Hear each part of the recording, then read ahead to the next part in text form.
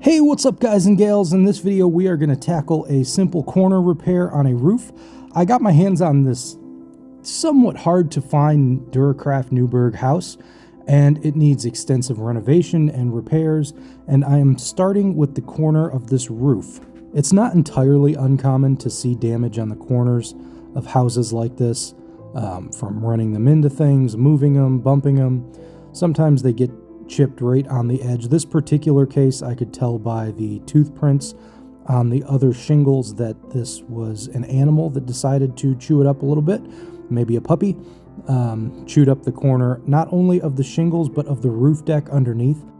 So the first step is going to be to remove these damaged shingles. I've got to get these out of the way so I can get to that roof deck underneath. The razor knife was good, it got me part of the way, but I feel like putting a little bit of heat on this blade is going to melt through whatever residual glue is underneath of there so that I can get these shingles out of the way and take a look at this roof deck and see what I'm working with.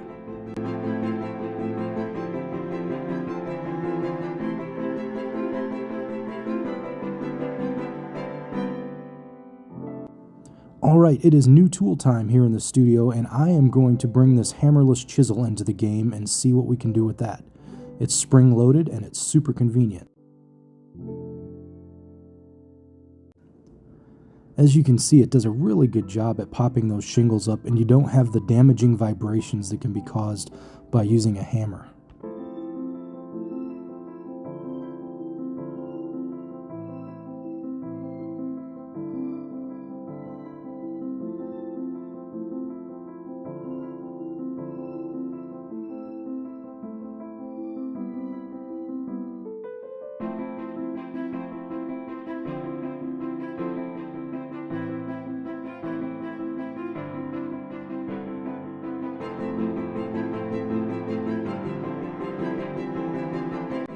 Alright, interesting tool time again here in the studio. I've got this mechanical pencil.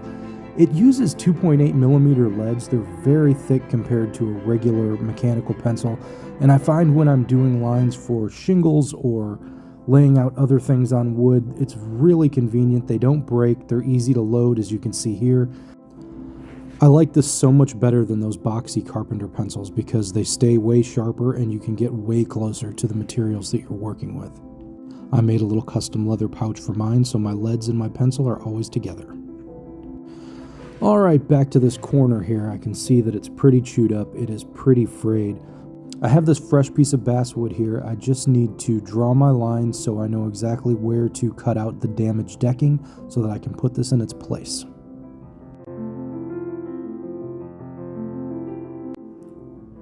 Now for this next part, cutting out the damage, you could use a saw, and I was going to go that route, but this wood is just so thin that I figured a razor knife was going to be a better option, and it was.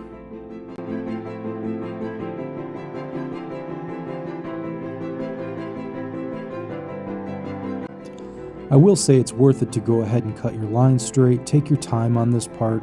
Really make sure that everything is even, that it's nice, that all of the excess glue and whatnot is cleaned out. It's really going to make it so much easier for that new piece of wood to fit into place.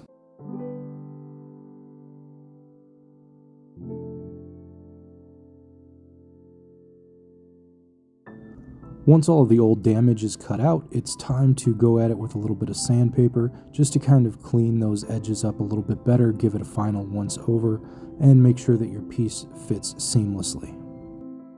Next, we're going to need something to brace our new wood, so I'm going to temporarily hot glue this popsicle stick to the roof deck, and that'll give me a really flush surface to hold our new wood into place while the glue dries.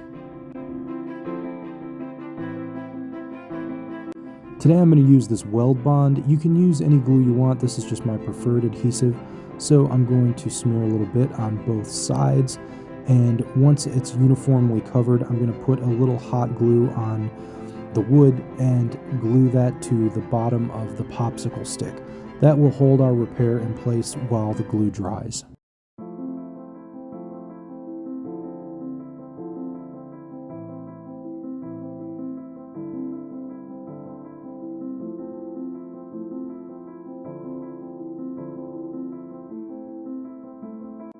Alright, the glue has dried, so I am going to get rid of this popsicle stick, the temporary brace we used on here to keep it flush. A little bit of heat on this scraper will do the trick.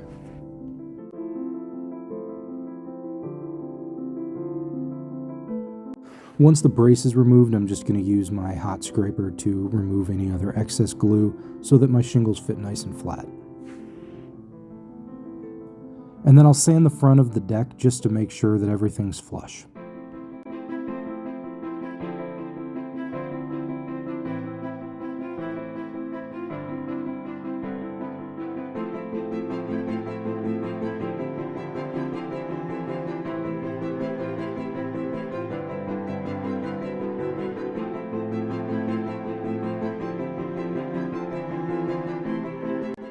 Alright, one of the trickiest parts of any roof repair on an older dollhouse is going to be matching the existing shingles so that it doesn't look like a repair.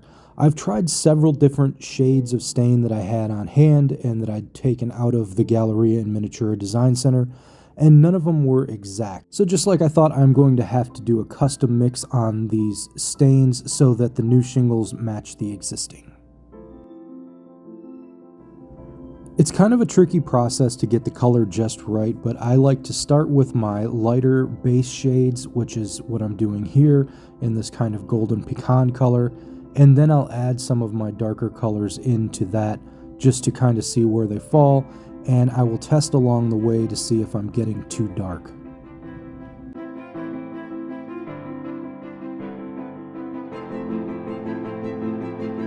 There is quite a bit of trial and error with this. A lot of patience is required. As you can see, this was my first attempt and it was not even close. It was way too light, so I had to go back to the drawing board, made it a little bit darker, tried it again, still didn't like the result, wasn't what I was looking for.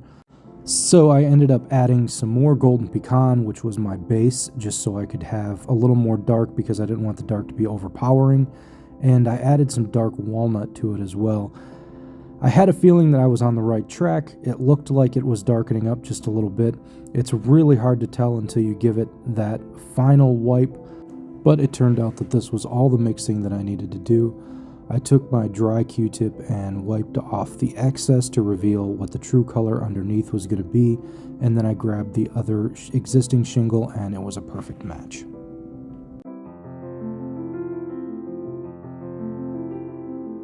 Now that we have a perfect match, I'm going to stain 4 or 5 shingles.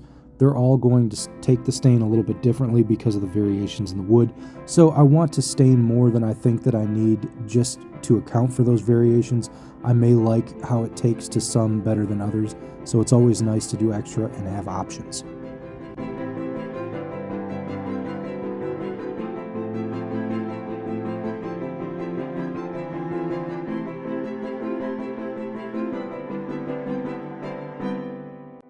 With the glue dry on the repair and all of the stain finished on the shingles, it is time to put them in place.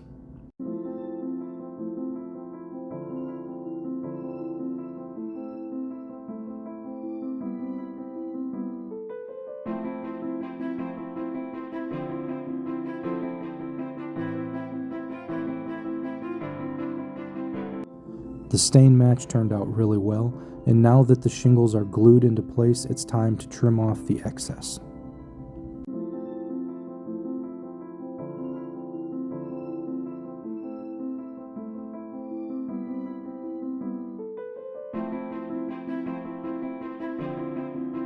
And there it is, a seamless repair on the shingles and decking of a dollhouse.